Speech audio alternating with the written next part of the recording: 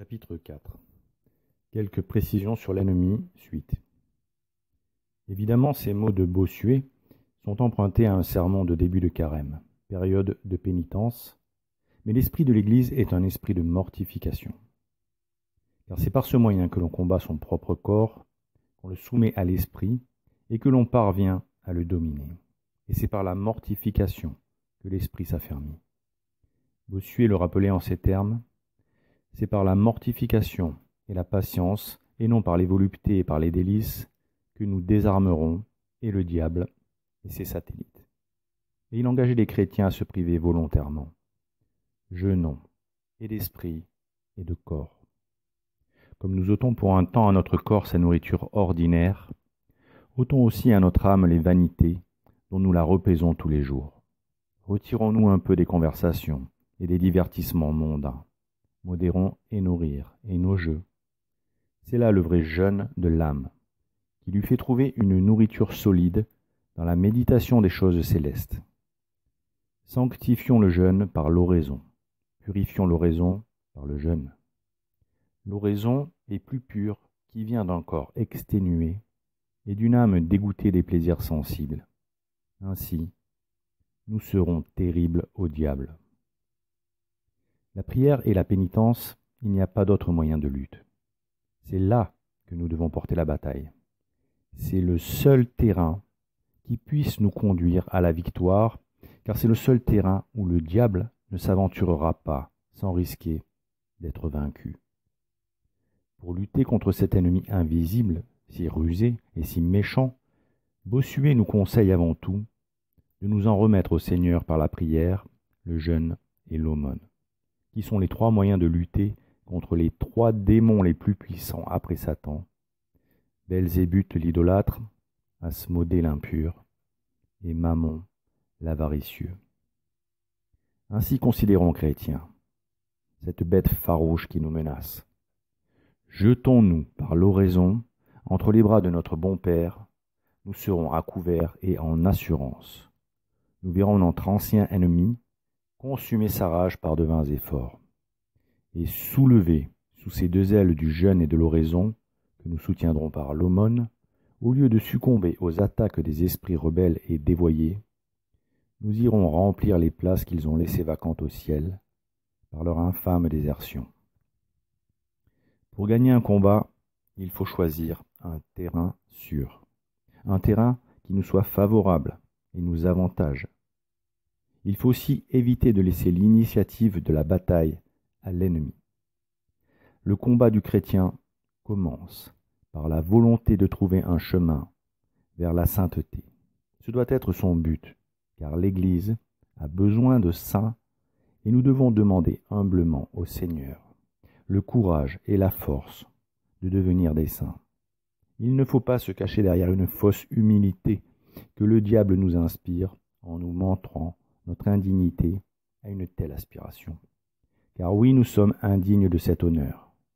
Mais le Seigneur pourvoira à tout si nous nous soumettons à sa volonté.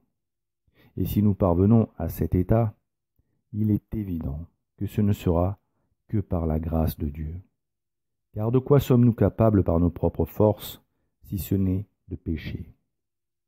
Nous devons être conscients de notre indigence et demander au Seigneur d'être notre force. Notre Seigneur Jésus-Christ nous a montré le chemin. Après avoir été baptisé, il s'est immédiatement retiré dans le désert pour faire pénitence pendant 40 jours. Lui qui n'avait jamais péché, lui qui n'avait même pas hérité du péché originel. C'est bien pour nous faire comprendre que la direction à prendre pour tout baptisé est en premier lieu le chemin de la pénitence. C'est là que le chrétien fera ses armes, sur ce champ de bataille, où l'ennemi l'assaillira furieusement sans relâche. Les batailles menées sur ce terrain seront rudes. L'ennemi ne voudra rien lâcher.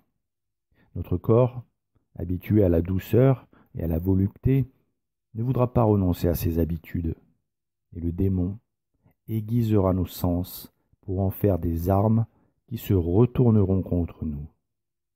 Notre esprit, habitué à son indépendance, se cabrera et cherchera tous les échappatoires pour affirmer sa volonté, car le démon soufflera sur notre amour-propre pour l'attiser, afin que nous refusions encore et toujours la grâce d'accomplir la volonté de Dieu. Et face à ses ennemis si rusés et si expérimentés, le catholique tombera, parce qu'il est faible et qu'il ne sait pas se battre. Mais il ne se désarmera pas. Et pour l'amour du Christ, avec son aide, il se relèvera et repartira au combat. Il acceptera les coups, il pleurera ses chutes et s'humiliera devant Dieu, conscient de son impuissance sans son aide. À genoux, il demandera pardon, et Dieu le pardonnera. Et Dieu le relèvera, mais il retombera encore une fois, encore 2 fois, encore 10 fois, encore 100 fois. Et à chaque fois, le Christ le relèvera, pour peu qu'il cherche à faire pénitence, et demande à son Seigneur de l'aider à s'améliorer. Et toutes ces batailles aguerriront le chrétien. Elles poliront son âme, qui se fortifiera par la pénitence et l'humilité. Ainsi, peu à peu, sur le champ de bataille, il apprendra à déjouer les ruses de l'ennemi. Il verra venir les coups, apprendra à les éviter, ne s'exposera plus inutilement, attendra de pied ferme l'assaillant. Il finira par le mettre en déroute quand, avec humilité et piété, il renoncera à sa volonté propre. Il comprendra que partout où l'homme se met en avant, se vante, s'idéalise, fait sa propre promotion, il n'y a pas de chemin pour la sainteté. Car sur le terrain de l'amour-propre et de l'orgueil, le vainqueur sera toujours Satan. Le chrétien devenu un vrai soldat du Christ sait qu'il ne mérite rien par lui-même, si ce n'est un châtiment pour ses péchés. Mais en revanche, il croit fermement que le Christ le délivrera de son indigence. Humblement, il professe la même foi que le centurion, qui disait au Christ, « Seigneur, je ne suis pas digne que vous entriez sous mon toit, mais dites seulement une parole, et mon serviteur sera guéri. » Les paroles de ce soldat sont si importantes et pleines de sens que nous les répétons lors de la messe, juste avant la communion, comme pour nous rappeler que pour nous approcher du Seigneur, nous devons reconnaître notre indignité à recevoir ce don si précieux. L'exemple de la foi de ce centurion doit nous éclairer, et nous devons considérer qu'elle plongea même le Christ dans l'admiration, comme nous le relèvent les saintes Écritures. Jésus, entendant ces paroles, fut dans l'admiration. Et il dit à ceux qui le suivaient, « Je vous dis, et je vous en assure, que je n'ai point trouvé une si grande foi en Israël. »